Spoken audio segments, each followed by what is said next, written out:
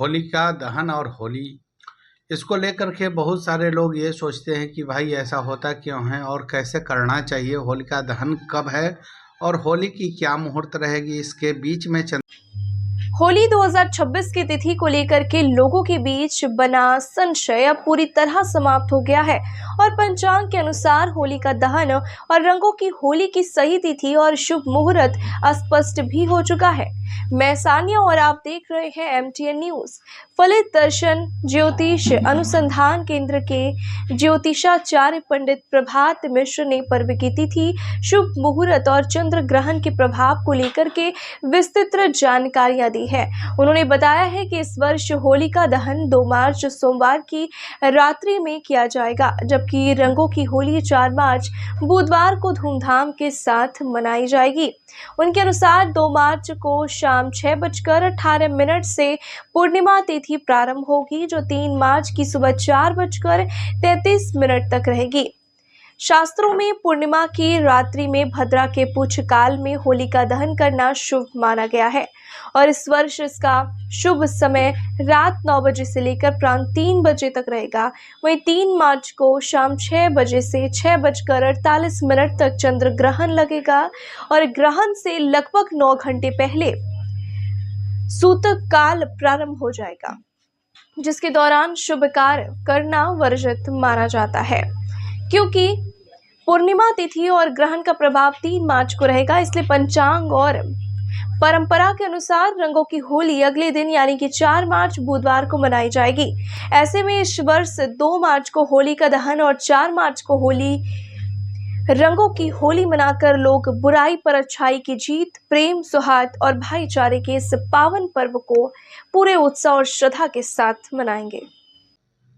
होलिका दहन और होली इस बार एक दिन गैप है।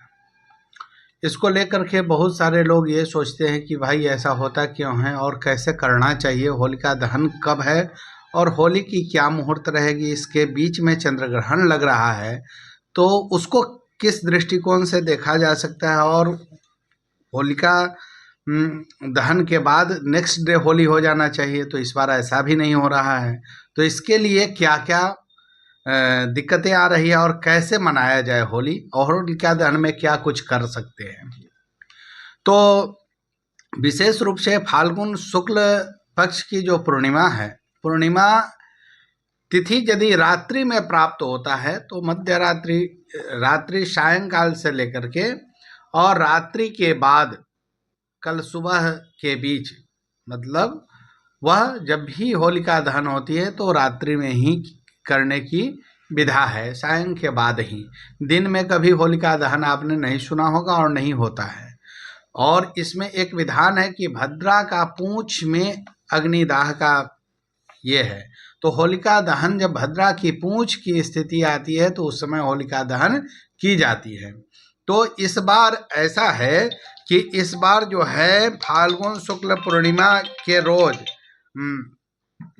ये पड़ रहा है 2 तारीख को 5:18 के बाद जो है वह आपको पूर्णिमा तिथि प्राप्त हो जा रही है और पूर्णिमा तिथि के प्राप्ति के बाद ही होलिका दहन जो है की जाएगी। तो होलिका दहन में इस बार 2 तारीख को मध्य रात्रि में 11:50 से लेकर के 2:30 बजे के बीच में, रात्रि 2:30 बजे के बीच में होलिका दहन की जाएगी और 3 तारीख को 4:33 मंगलवार को 4:33 तक ही पूर्णिमा तिथि प्राप्त हो रही है। तो इसलिए पूर्णिमा तिथि को जो है होली नहीं मनाई जाती है। प्रतिपदायाम भस्म धारणम, यानी प्रतिपदा को ही भस्म लगाने की विधि है और होलिका के भस्म से ही होली प्रारंभ होती है, तो उसको धुरखेल होली भी कहते हैं। तो उसमें क्या है कि अब बात आती है चंद्र ग्रहण की। तो चंद्र ग्रहण को किस दृष्टिकोण से देखा जाए, ये बहुत इंटरेस्टेड पॉइंट है और यहाँ के लोगों को ये जानना बहुत ज़रूरी है कि ये 4:33 पर ही जब पूर्णिमा तिथि समाप्त हो जाएगी और 6 बजे से लेकर के मुजफ्फरपुर में 6 बजे से लेके और 6:48 तक चंद्र ग्रहण का समय है। तो यहाँ तो पूर्णिमा तिथि ही समाप्त हो जा रही है, उसके बाद चंद्रोदय हो रहा है, तो उसमें चंद्र ग्रहण का कोई महत्व यहाँ के लिए विशेष नहीं है। और यहाँ जहाँ दृश्यमान नहीं होता है, जहाँ चंद्र ग्रहण दृष्टिगोचर नहीं हो रहा है, दिखाई नहीं दे रहा है, तो वहाँ चंद्र ग्रहण का बहुत प्रभाव नहीं होता है। इसलिए भी बहुत यहाँ भारत में जो है चंद्र ग्रहण सुदूर कहीं कहीं से दिखाई देगा, मतलब प्रॉपर संपूर्ण भारत में नहीं दिखाई देगा, असर नहीं है। इसलिए और चंद्र ग्रहण के 9 घंटा पहले सूतक लगता है, इसलिए जहाँ चंद्र ग्रहण दिखाई देगा वहाँ सूतक भी लगेगा और वहाँ प्रॉपर मंदिर बंद रहेगी। और 3 तारीख को ये चंद्र ग्रहण 6 बजे से लेके 6:48 में इसका मोक्ष हो जाएगा और कल होकर के 4 तारीख को बुधवार को होली मनाई जाएगी। इसमें कोई कन्फ्यूजन नहीं है। होलिका दहन में आप 12 डाल सकते हैं। उड़द का 12 डालने का विशेष महत्व है। उड़द के 12 डालने से प्रेत बाधा से जो है मुक्ति मिल जाती है, प्रेत बाधा निश्चित रूप से शांत हो जाता है। नारियल, यदि आप नारियल को घर में घुमा करके यदि होलिका में डालते हैं, जहाँ होलिका दहन होती है, तो आपके घर से नकारात्मक ऊर्जा निकल जाएगी और उसमें प्रेत बाधा से शांति मिल जाएगी।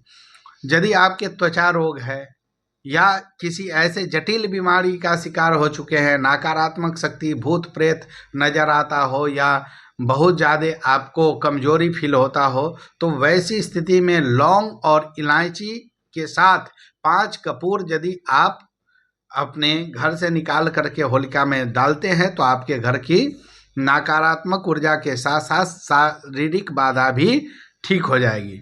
यदि आपके घर में किसी भी प्रकार का तनाव रहता है, बराबर माहौल खराब रहता है, चिड़चिड़ापन रहता है, तो उसके लिए आप जो है घर में 3 चीज़ घर से जो है होलिका में डालें, जैसे कपूर, पीला सरसों और काला उड़द यदि आप उसमें डालते हैं।